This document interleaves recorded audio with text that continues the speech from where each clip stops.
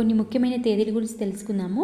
August 1, 1914లో మొదటి ప్రపంచ యుద్ధం ఆరంభమైంది. నవంబర్ 9, 1918లో జర్మనీ లొంగిపోయింది, యుద్ధం ముగిసింది.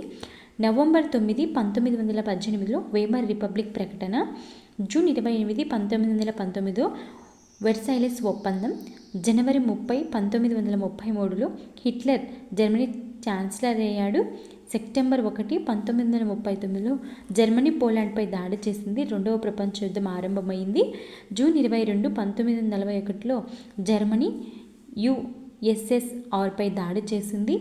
జూన్ 23, 1941లో యూదుల సామూహిక హత్యలు ప్రారంభమయ్యాయి.